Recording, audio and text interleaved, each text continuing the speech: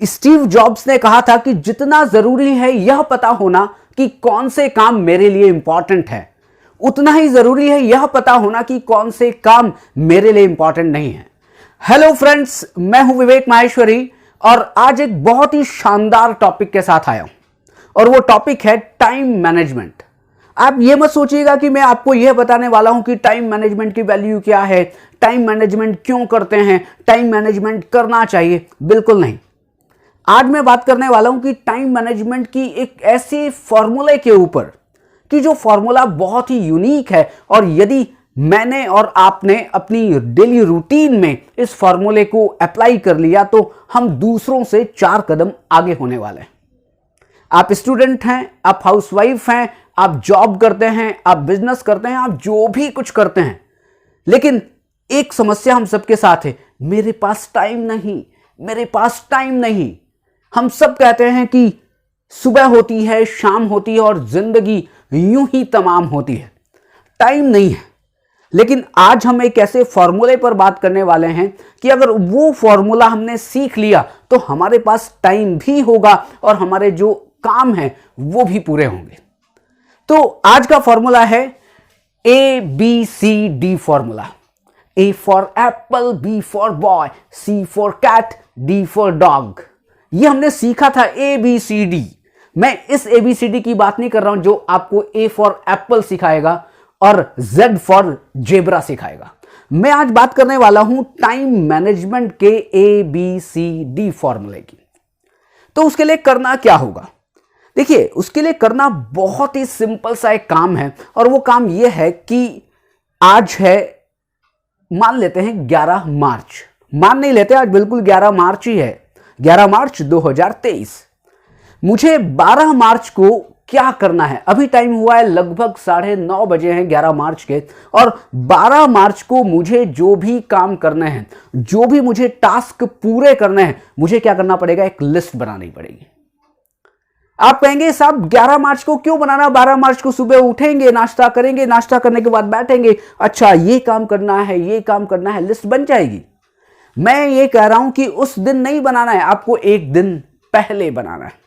एक दिन पहले जब रात को सोएं उससे पहले आपके पास, आपके हाथ में एक लिस्ट हो कि कल मुझे क्या काम करना है। मैंने आपके लिए एक लिस्ट ऑलरेडी बनाई हुई है, ये आप देख सकते हैं बोर्ड पर कि मुझे वीडियो शूट करना है, मुझे मार्केटिंग करना है, मुझे ईमेल को चेक करना है, मुझे फाइलिंग वर्क करना है। एक लिस्ट बनी हुई है और ऐसी ही एक लिस्ट आप सबके पास तैयार हो सकती है। ऐसा नहीं है कि मेरे पास ही ये 10-12 काम है, आपके पास काम नहीं है। हो सकता है मेरे पास 10-12 काम है, आपके पास 20 काम होंगे कल के लिए। तो करना क्या है? पहली बात, मेक अ लिस्ट। आप एक लिस्ट तैयार करें जो अगले दिन, नेक्स्ट डे आपको जो काम करने हैं। मैंने ये लिस्ट तैयार कर ली और लिस्ट तैयार करने के बाद अब मुझे ABCD, मतलब कि मुझे 4 कैटेगरीज बनानी है। A category, B category, C category और D कैटेगरी। कैसे बनाना पड़ेगा?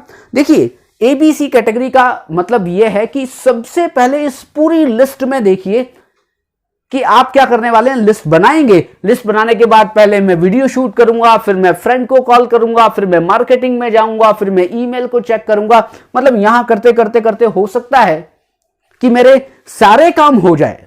पॉसिबिलिटीज इसकी भी हैं और यह भी हो सकता है कि मेरे 3-4 काम हो और बहुत इंपॉर्टेंट काम ऐसा है जो मेरे, हो सकता है कि ये प्लम्बिंग का काम बहुत ज्यादा इंपॉर्टेंट है और ये काम मेरा हो ही ना, और हर दिन प्लम्बिंग का काम छूट जाए। तो मुझे क्या करना पड़ेगा कि जितने भी यहां पर जो मैंने काम लिखे हैं उसको ABCD कैटेगरी में डिवाइड करना है। ABCD कैटेगरी का मतलब क्या है? देखिए, A कैटेगरी का मतलब है कि वो काम जो बहुत ज्यादा इंपॉर्टेंट हैं और मोस्ट अर्जेंट है। मोस्ट अर्जेंट को पहले समझ लें। वो काम जो बिल्कुल अगर नहीं किया, मतलब कि 12 तारीख को अगर नहीं किया तो भाई साहब गले पे तलवार लटक जाएगी। ऐसे काम आपके पास भी होंगे। आपके बॉस ने कहा कि देखो ये असाइनमेंट आज ही पूरा करना है, अदरवाइज मैं जॉब से तुम्हें निकाल दूंगा। क्या करने वाले हैं आप? उस काम को, मतलब कि वो मोस्ट अर्जेंट है, उसको A कैटेगरी में डालिए। लेकिन मैंने एक वर्ड और यूज किया है, most urgent and important. Most urgent काम तो आपको समझ में आ जाते हैं, क्योंकि तलवार लटकी हुई है तो समझ, अरे मुझे ये करना है पहले, ओ मुझे ये भी करना है। नहीं, इंपॉर्टेंट काम भी देखिए। इंपॉर्टेंट का मतलब ये नहीं है कि जो आज पूरे करने हैं वो इंपॉर्टेंट है। इंपॉर्टेंट का मतलब यह है कि यदि आज भी उस काम को किया गया, कल भी उस काम को किया गया, परसों भी उस काम को किया गया, तो आज से 10 साल के बाद एक इतना बड़ा रिजल्ट आने वाला है कि आपकी पूरी जिंदगी चेंज हो सकती है। पूरी जिंदगी चेंज हो सकती है। वो काम है इंपॉर्टेंट, मतलब कि उसके बहुत ही बड़े परिणाम आ सकते हैं। पढ़ाई करना आपके लिए इंपॉर्टेंट हो सकता है काम। मेरे लिए वीडियो शूट करना इंपॉर्टेंट हो सकता है कि आज मैं वीडियो शूट करूंगा, कल भी करूंगा, परसों भी करूंगा, हर दिन एक नया नया वीडियो में बनाऊंगा। और हो सकता है आज से 5 साल बाद मेरे सब्सक्राइबर होंगे 1 करोड़। एक दिन में हो जाएंगे? नहीं होंगे। तो पहले क्या है कि मैंने ये मान लिया, एक लिस्ट बनाई है, और लिस्ट में मैं ए कैटेगरी, मतलब कि मोस्ट अर्जेंट एंड इंपॉर्टेंट काम में इसको कैटेगराइज कर देता हूं। मतलब ए लिखूंगा। अब मुझे वीडियो शूट करना है, वो मेरे लिए ए कैटेगरी का है। तो मुझे टीचिंग की जो प्रिपरेशन करनी है वो मेरे लिए ए कैटेगरी की है।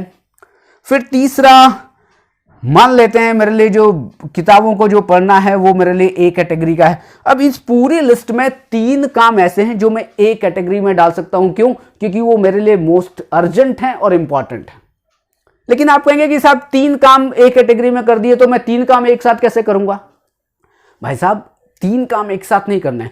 अब इन 3 काम, जो 3 काम ए कैटेगरी में है, उनको भी आप प्रियोरिटाइज करिए। A1, A2, A3 कि जो सबसे इंपॉर्टेंट या सबसे मोस्ट अर्जेंट काम हो उसको A1 दीजिए। फिर A2, A3 मान लेते हैं, मैं इसको कर देता हूं A1, वीडियो शूट करना है मेरा A1 काम है, बुक्स पढ़ना मेरा A2 काम है, और टीचिंग की प्रिपरेशन करना मेरे लिए A3 काम है। तो पहले मैं क्या करूंगा? पहले मैं A1 करूंगा, फिर मैं A2 करूंगा, फिर मैं A3 करूंगा। मतलब A कैटेगरी के काम मैंने कर लिए। अब आते हैं, इस अभी लिस्ट में काम बाकी हैं, अब आते हैं बी कैटेगरी पर। बी कैटेगरी का मतलब क्या है कि वो अर्जेंट तो हैं, अर्जेंट है, मतलब इतने भी अर्जेंट नहीं है, अर्जेंट है, लेकिन मैं उसको डिले कर सकता हूं। कौन से काम? जो बी कैटेगरी में कौन से काम है कि जिन काम को मैं डिले कर सकता हूं, जिन काम को मैं शेड्यूल कर सकता हूं कि ठीक है भाई साहब, आज अगर नहीं किया तो 2 दिन बाद में, इस 2 से 3 में इस काम को मैं पूरा कर लूंगा। शेड्यूल कर लिया। क्यों? क्योंकि वो बहुत आज करना जरूरी नहीं है, और वो बहुत ज्यादा इंपॉर्टेंट भी नहीं है कि हर दिन करना है, थोड़ा थोड़ा रोज करना है। मैं तो उन काम की बात कर रहा हूं जो, कुछ काम ऐसे हैं जो शेड्यूल किए जा सकते हैं। मान लेते हैं मैं शेड्यूल कर देता हूं कि ये जो लाइट बिल मुझे जो जमा करना है उसको मैंने बी कैटेगरी में डाल दिया। बी कैटेगरी में डाल दिया कि ठीक है साहब, आज अगर नहीं कर पाया तो कल मैं कर दूंगा, परसों कर दूंगा। क्यों? क्योंकि अभी ड्यू डेट उसकी 20 दिन के बाद है। ये बी कैटेगरी हो गई। अब फिर आते हैं फिर सी कैटेगरी पर। सी कैटेगरी का मतलब क्या है? सी कैटेगरी का मतलब वो काम है जो बहुत ज्यादा अब इंपॉर्टेंस नहीं रख रहे हैं आपके लिए, मतलब कि आपके लिए बहुत ज्यादा इंपॉर्टेंस नहीं रख रहे हैं, आपके लिए बहुत ज्यादा अर्जेंट नहीं है, और वो काम जिसको आप क्या कर सकते हैं, जिसको आप डेलीगेट कर सकते हैं। डेलीगेट कर सकते हैं का मतलब क्या हुआ कि आप उनको दूसरों को सौंप सकते हैं।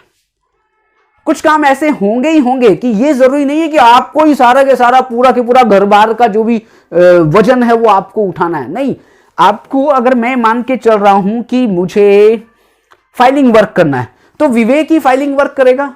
क्यों करना है भाई साहब? मैं किसी घर वाले को दे दूं कि भाई साहब आप ऐसा करो, फाइलिंग का काम कर लो। फिर मुझे मार्केटिंग का काम करना है, सब्जी लाना है, तो मैं क्या, वो मैं भी वही काम भी मैं भी करूं? नहीं, मैं क्यों करूं? मैं अगर उसको दे सकता हूं तो मैं उसको सौंप दूं कि भाई साहब ऐसा करो, मम्मी को दे दो, पापा को दे दो, वाइफ को दे दो, भाई को दे दो, बहन को दे दो। आप जिसको भी दे सकते हैं कि अगर कोई व्यक्ति खाली है तो आप उसको काम दे दे, भाई साहब ऐसा करो, आप मार्केटिंग करके ले आओ, आप सब्जी लेके आ जाओ।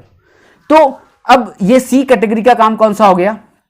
ये सी कैटेगरी का काम है। क्यों? मार्केटिंग करना मैंने दूसरों को सौंप सकता हूं। ये सी कैटेगरी का काम है कि फाइलिंग वर्क है वो मैं दूसरों को सौंप सकता हूं। प्लम्बिंग का काम है जो भी मैं सी कैटेगरी में डाल सकता हूं कि नहीं साहब इसको भी मैं सी कैटेगरी में डाल देता हूं, किसी और को कह दूंगा, उसको मैं वो करवा देगा। अब जब आप सी कैटेगरी के काम जब दूसरों को सौंपेंगे तो आप में से क्या हुआ, 12-15 काम की लिस्ट थी, 4 से 5 काम तो ऐसे हो गए जो दूसरों ने निपटा दिए। अब जब दूसरों ने निपटा दिए तो क्या होगा कि आपके लिए ए कैटेगरी का जो काम है उसके लिए आपको टाइम मिलेगा, और हमेशा ए कैटेगरी के काम करना है। ऐसा नहीं होगा कि आपने लिस्ट बना ली ए बी सी डी और आप कर रहे हैं ऐसा करता हूं मैं पहले बी का काम कर लेता हूं फिर सी का कर लूंगा, और टाइम बचेगा तो ए का कर लूंगा। नहीं साहब, पहले ए तो A1 करो, फिर A2 करो, फिर A3 करो, मतलब कि पहले ए कैटेगरी के सारे काम पूरे होने चाहिए। ए कैटेगरी के पूरे हो गए तो आप बी कैटेगरी पे चलो, बी कैटेगरी के पूरे हो गए सी कैटेगरी के ऊपर चलो, अब सी कैटेगरी के पूरे हो गए, अब डी कैटेगरी देखते हैं क्या है। डी कैटेगरी का मतलब क्या है? डी कैटेगरी का मतलब है कि भाई साहब वो काम है जो मैं ड्रॉप कर सकता हूं, मैं छोड़ सकता हूं। क्यों छोड़ सकता हूं? क्योंकि साहब अगर वो काम मैंने नहीं भी किए तो भी बहुत ज्यादा अंतर नहीं आएगा, बल्कि अगर मैंने उन कामों को किया तो बहुत सारा टाइम खराब हो जाएगा।